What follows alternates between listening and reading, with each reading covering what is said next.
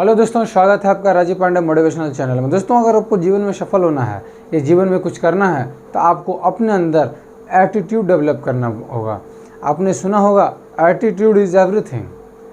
इसका सीधा मतलब है कि आपका सारा काम एटीट्यूड पर डिपेंड करता है। आपका सुख दुख, कैरियर, आपका बैकग्राउंड, फैमिली, सारा चीज़ डिपेंड करेगा आपके एटीट्यूड पर। सुनने में थोड़ा सा अजीब लगता होगा, लेकिन दुनिया का या लाइफ का जितने भी फैक्टर है सब का सब एटीट्यूड पर डिपेंड करता है। दोस्तों, मैं आपको बताना चाहूँगा कि लाइफ वैसा नहीं है जैसा हमें स्कूल और कॉलेज में बताया गया है, बल्कि एक्चुअली लाइफ का जो ओरिजिनल कॉन्सेप्ट है वो हमें टीचर ने नहीं बताया, क्योंकि उसे खुद नहीं पता है कि लाइफ का ओरिजिनल कॉन्सेप्ट क्या है। अगर उन्हें पता होता तो वह आज एक टीचर नहीं बल्कि एक लीडर होते। इंसान का एटीट्यूड दो चीज़ों से पता चलता है। पहला कि कोई भी सिचुएशन में वो किस तरह का रिस्पॉन्ड करता है, और दूसरा कि कोई भी काम को वह किस तरीके से कितने अच्छे ढंग से करता है। आपका कोई भी प्रोजेक्ट वो असफल होगा या सफल होगा, पूरा होगा या नहीं पूरा होगा, वो आप पर डिपेंड करता है, आपके एटीट्यूड पर डिपेंड करता है।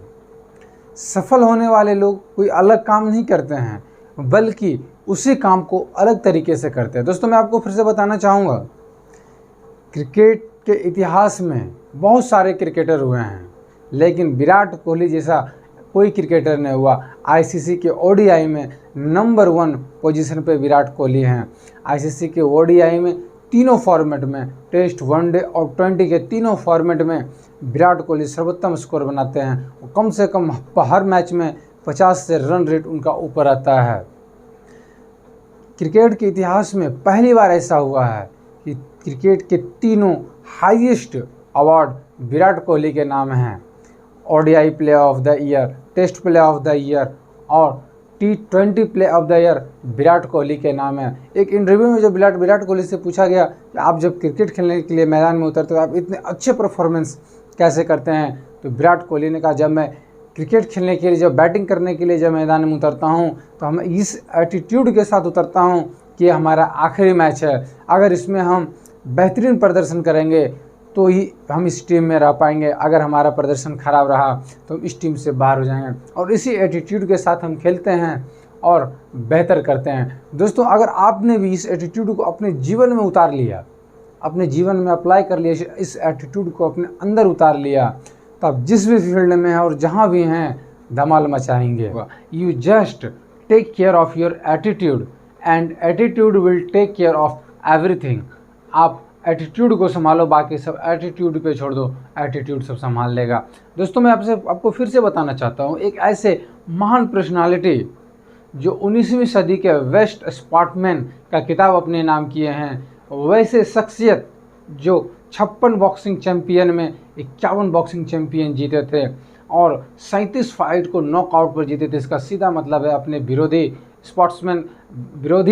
बॉक्सर को रिंग में ही चित कर दिया था। वैसे ही महान शख्सियत जिनका नाम है मोहम्मद अली, जहाँ भी एटीट्यूड का नाम आता है वहाँ मोहम्मद अली का चर्चा ज़रूर होता है।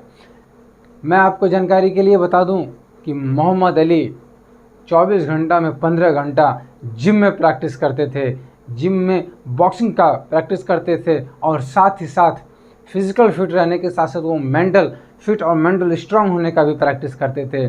जब भी वो पंचिंग बैग को हिट करते थे तो हमेशा बोलते थे, I am the greatest and I am champion. इतना ही नहीं, जब वो रिंग में बॉक्सर के साथ फाइट करने के लिए उतरते थे तो एक अजीब सा सवाल अपने विरोधी बॉक्सर से पूछते थे, हाउ टेल आर यू, तुम्हारी हाइट कितनी है। यह सुनकर सामने वाला बॉक्सर आश्चर्य हो जाता था और वो पूछता था कि मेरी हाइट से तुम्हारा क्या मतलब है। तो मोहम्मद अली जवाब देते थे कि जब मैं तुम्हें मारूंगा और जब तू गिरेगा तो मुझे कितने कदम पीछे हटना है ये हमें पता होना चाहिए। तो है ना, कमाल का एटीट्यूड है मोहम्मद अली में। इससे पहले ही सामने वाले प्रतिद्वंदी को मेंटली हरा देते थे। मोहम्मद अली का एक नारा था, नो पेन नो गेन। अगर जब तक दर्द नहीं होगा तब तक सफलता नहीं मिलेगी। दोस्तों, आपको आपके जहन में एक बात डाल लेनी चाहिए कि एटीट्यूड इज़ एवरीथिंग। बिना एटीट्यूड का कुछ नहीं होने वाला है अगर जीवन में सफल होना है। जीवन में सफलता प्राप्त करनी है, अगर जीवन में आपको लीडर बनना है तो अपने अंदर एटीट्यूड डेवलप करना होगा। दोस्तों मैं आपसे कुछ सवाल करूंगा। सबसे पहला सवाल है, जंगल का सबसे लंबा जानवर कौन है? जिराफ। सबसे ताकतवर जानवर कौन है? हाथी। सबसे तेज दौड़ने वाला जानवर कौन है? चीता। और सबसे तेज जानवर कौन है? चिंपैंजी। तो दोस्तों आपको क्या पता है, लंबाई जिराफ के पास है, ताकत हाथी के पास है, दौड़ता तेज चीता है और तेज चिंपैंजी है, फिर भी इन सब में से कोई जंगल का राजा नहीं है, बल्कि जंगल का राजा शेर है। आखिर ऐसा क्यों? क्योंकि शेर के पास राजा वाला एटीट्यूड है, इसीलिए शेर जंगल का राजा है। जब भी छोटे से छोटे और बड़े से बड़े जानवर को जब शेर देखता है तो वो ये नहीं देखता कि कितना ताकतवर है और कितने झुंड में है, बस उसको एक ही दिमाग में आता है, बस उसे अटैक करना है।